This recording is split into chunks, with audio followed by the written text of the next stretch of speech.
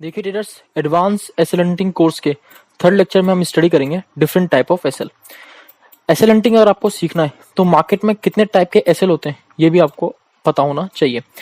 हम 2 lecture already complete कर चुके हैं जिसके अंदर हमने basic of SL hunting understand किया था एंड साथ साथ हमने अंडरस्टैंड किया था कि मार्केट में एसएल हंटिंग के अकॉर्डिंग टाइम फ्रेम कौन सा हमें यूज करना चाहिए।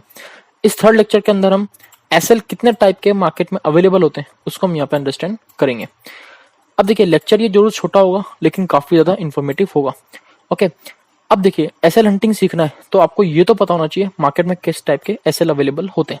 तो मार्केट में 3 टाइप के एसएल्स अवेलेबल होते हैं, पोजिशनल्स, इंट्राडे एंड रैंडम। अब पोजिशनल्स एसएल है मार्केट में, इंट्राडे एसएल्स अवेलेबल है मार्केट में एंड रैंडम एसएल अवेलेबल है मार्केट में। अब ये पोजिशनल एसएल क्या होते हैं, इंट्राडे एसएल्स क्या होते हैं एंड रैंडम एसएल क्या होते हैं उनको हम यहाँ पे स्टडी कर लेते हैं। देखिए जो पोजिशनल एसएल होते हैं ना, ये मार्केट में प्रीवियस चार्ट के अंदर अवेलेबल होते हैं। क्या होते हैं?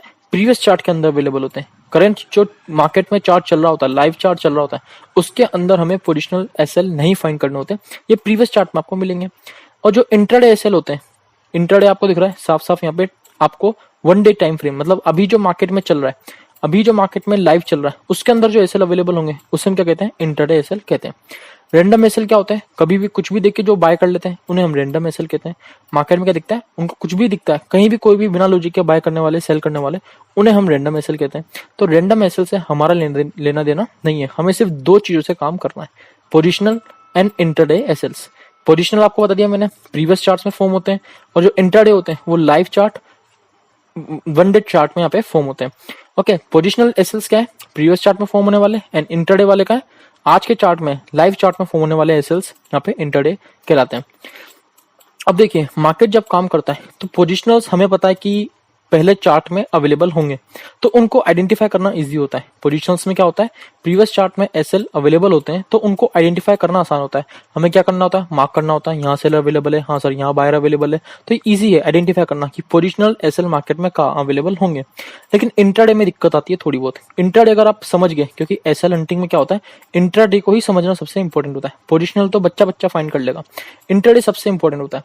तो इंट्राडे में क्या होता है, मार्केट में जो लाइव करंट प्राइस एक्शन बन रहा है, सेंटिमेंट्स है, जो मार्केट में रिटेलर की साइकोलॉजी है, उसको स्टडी करके यहाँ पे एसएल को आइडेंटिफाई करना, यहाँ पे एसएल को आइडेंटिफाई करना सबसे बड़ा काम ये होता है, उसे हम कहते हैं इंट्राडे एसएल। अगर आप ये आइडेंटिफाई करना सीख जाते हैं आप कहीं ना कहीं मार्केट में सक्सेसफुल हो सकते हैं।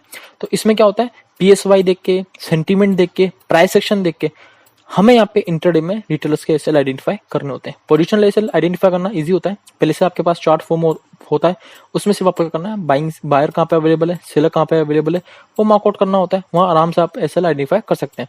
इंट्राडे में आपको दिक्कत आती है, इंट्राडे में आपको पीएसवाई, सेंटीमेंट, प्राइस एक्शन सब देख के यहाँ पे रिटेलर के एसएल आपको आइडेंटिफाई करने होते हैं। रैंडम जो एसएल होते हैं उनसे हमारा कोई लेना देना नहीं है। ओके, सब मैंने यहाँ पे आपको लिख रखा है, nothing to do with them. Okay, इनसे हमारा कोई लेना देना नहीं है। अब देखिए जो पोजिशनल एसएल होते हैं और जो इंट्राडे एसएल होते हैं, ये क्या होते हैं, ये मार्केट में कितने टारगेट के लिए बैठते हैं उसको हम समझ लेते हैं। अब देखिए जो पोजिशनल एसएल होते हैं ना, इसमें कहीं ना कहीं ये टारगेट भी अपना लंबा रख के चलते हैं। अब ये टारगेट लेके चलते हैं 400 से लेके आगे के पॉइंट्स, मतलब 400 से 500 पॉइंट हो सकता है, कोई 600 लेकर निकल रहा है, कोई 700 पॉइंट्स लेकर निकल रहा है, यानी लंबे मार्केट के लिए बैठते हैं। लंबा मार्केट मूव चाहिए इनको, छोटे मार्केट मूव में इनका कुछ नहीं होने वाला, छोटे मार्केट मूव में ये नहीं निकलते, इनको लंबा मार्केट मूव चाहिए। 800 पॉइंट चाहिए किसी को, 700 पॉइंट चाहिए किसी को, 400 पॉइंट चाहिए, इस तरीके से होता है। इंट्राडे में आप जानते हैं जो हम यहाँ पे मार्केट में, लाइव मार्केट में काम करते हैं ना, डे मार्केट में काम करते हैं, एक ही दिन में अपनी पोजीशन को काट लेते हैं, उनका टारगेट होता है 150 से 200 पॉइंट। उनको अगर मिल जाए तो सीधी सी बात है अपनी पोजीशन काट के मार्केट से भाग जाते हैं। ये अपनी पोजीशन होल्ड नहीं करते हैं, ये एक ही दिन में पोजीशन बनाते हैं, एक ही दिन में अपनी पोजीशन काट देते हैं।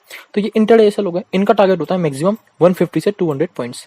पोजीशन आपने देखा, ये एक दिन के लिए नहीं बनाते, ये अपनी पोजीशन को होल्ड करते हैं, लंबे टारगेट के लिए बैठते हैं, जिसमें 400 से लेके कुछ भी हो सकता है, 500, 600, 700 अकॉर्डिंग टू देयर स्टडी, वो यहाँ पे अपने लेके बैठते हैं टारगेट को। रैंडम में क्या होता है, रैंडम में वो कहीं भी देख के कुछ भी बाय सेल कर रहे होते हैं, तो उनको 40 से 50 पॉइंट उनका टारगेट होता है मैक्सिमम। अगर देखा जाए तो इन सब में कोई लेना देना नहीं है, तो ये तो मैंने लिख दिया था ताकि आपको कोई कंफ्यूजन ना रहे कि रैंडम भी एसएल यहाँ पे मार्केट में अवेलेबल होते हैं। तो ये इनका टारगेट फिक्स नहीं होता, 40 से 50 पॉइंट मुश्किल से अगर इनको बैंक निफ्टी में मिल जाते हैं तो आराम से ये मार्केट से आउट हो जाते हैं। अब देखिए रैंडम एसएल्स को अगर मार्केट को निकालना है तो सिर्फ 1-2 कैंडल के अंदर ही मार्केट क्या कर सकता है, रैंडम एसएल्स को मार्केट से आउट कर सकता है।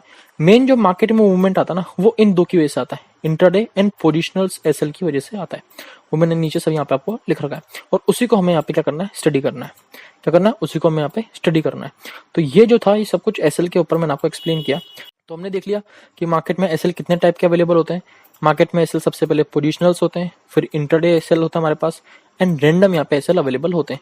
पोजिशनल्स यहाँ पे एसएल जो होते हैं आइडेंटिफाई करना इजी होता है, क्योंकि पहले ही मार्केट यहाँ पे चार्ट फॉर्म कर चुका है, तो वहाँ पे इजी तरीके से हम यहाँ पे आइडेंटिफाई कर सकते हैं एसएल कहाँ पे अवेलेबल है। इंटरडे में थोड़ी डिफिकल्टी आती है, क्योंकि इंटरडे आपका एक्सपीरियंस मांगेगा, इंटरडे आपका पेशेंस मांगेगा, इंटरडे आपका जो लाइव मार्केट में चल रहा है, रिटेल की psychology, sentiment, price action study करके आपको यहाँ पे एसएल आइडेंटिफाई करने होते हैं। रैंडम में कुछ नहीं होता, ये कहीं भी अपनी बाई सेल की पोजीशन क्रिएट करते हैं, 40 to 50 पॉइंट इनका टारगेट होता है। इंट्राडे में हम जानते हैं जो एक ही दिन में पोजीशन क्रिएट करते हैं, एक ही दिन में पोजीशन काटते हैं, उनका टारगेट 150 to 200 पॉइंट्स होता है। पोजिशनल्स वाल को 400 से लेके 500, 600 एंड सो ऑन, जो अपनी स्टडी के हिसाब से जितना वो अपना टारगेट रखते हैं वो यहाँ पे उनका होता है। ऐसा नहीं होता ये एक दिन में काटेंगे, इनका क्या होता है, लंबा टारगेट होता है, इनका होल्ड करने का होता है, ठीक है ना। ये लंबे टारगेट के लिए मार्केट में अवेलेबल होते हैं। रैंडम बायर सेलर जो होते हैं, इनको मार्केट एक दो कैंडल में मार्केट आउट कर देता है। हम एक दो कैंडल के लिए मार्केट में बैठे नहीं है, हमें तो 100 से 150 पॉइंट चाहिए मार्केट में। जब 100 से 150 पॉइंट मार्केट में चाहिए, तो कहीं ना कहीं मार्केट को अच्छे खासे एसएल हंट करने होंगे। तो वो किसके करता है, पोजिशनल्स और इंटरडे एसएल हंट करता है। जब ये एसएल हंट होते हैं पोजिशनल और इंटरडे, तभी जाके हमें मार्केट में क्या मिलता है, मूवमेंट देखने को मिलता है, और वही मूवमेंट हमें चाहिए होता है। एक और चीज मैं आपको समझा देता हूँ, यहाँ पे लिखा नहीं है मैंने, कि जो पोजिशनल एसएल होता है ना, ये तो आपको मार्केट में इजी अवेलेबल हो गए, लेकिन जो इंटरडे एसएल होता है ना, इनको मार्केट को क्रिएट करना होता है। अब मार्केट कैसे क्रिएट करेगा, किसी लेवल का ब्रेकआउट देके, एक स्ट्रेट लाइन क्रिएट करके, मार्केट में एम पैटर्न क्रिएट करके, मार्केट में डब्ल्यू पैटर्न क्रिएट करके। तो ये मार्केट को लाइव चार्ट में क्रिएट करने पड़ते हैं एसएल। वहीं पोजिशनल्स क्या होते हैं, पोजिशनल्स पहले से ही प्रीवियस चार्ट में अवेलेबल होते हैं, लेकिन इंटरडे आपको लाइव मार्केट में ही क्रिएट करते हुए मार्केट मिलेगा। तो उसमें हमें क्या होता है, आइडेंटिफाई करना होता है कहाँ पे एसएल अवेलेबल होंगे। ओके, और मैंने आपको एक्सप्लेन कर दिया कि यहाँ पे क्या होता है कि जो पोजिशनल वाले एसएल्स होते हैं वो प्रीवियस चार्ट में होते हैं, इंटरडे वाले आज लाइव चार्ट में हम देखते हैं, एंड रैंडम वाले इन सब में कोई लेने देना ही नहीं है। तो हमने एसएल के ऊपर अच्छी तरीके से स्टडी कर ली है कि मार्केट में कितने टाइप के एसएल अवेलेबल होते हैं। अब देखिए, एसएल को हमने स्टडी किया कितने टाइप के होते हैं। अब एक एक लेक्चर में बनाऊंगा कि पोजिशनल एसएल को हम मार्केट में कैसे आइडेंटिफाई करते हैं। फिर हम स्टडी करेंगे कि इंट्राडे जो एसएल मार्केट में अवेलेबल होते हैं, इनको हम कैसे आइडेंटिफाई करते हैं। दोनों पे मैं डिफरेंट लेक्चर बनाऊंगा, एंड दोनों को हम डीप लेवल पे स्टडी करेंगे। तो इस लेक्चर में बस इतना ही। मानता हूँ छोटा लेक्चर है, लेकिन काफी ज्यादा इन्फॉर्मेटिव है। इसके भी आपको नोट्स क्रिएट करके रखने हैं, क्योंकि जब तक आप मार्केट के बेस को अंडरस्टैंड नहीं करेंगे, एसएल हंटिंग के लिए आप एसएल को अंडरस्टैंड नहीं कर पाएंगे, तो मार्केट में आप काम नहीं कर पाएंगे। तो इस लेक्चर में बस इतना ही। अगले लेक्चर में मिलते हैं, जिसके अंदर हम पोजिशनल जो एसएल्स हैं वो कैसे मार्कआउट करते हैं मार्केट में, उसको हम यहाँ पे अंडरस्टैंड करेंगे। पूरा डेडिकेटेड लेक्चर्स पे हम बनाएंगे। ओके, तो आज के लिए बस इतना ही। धन्यवाद।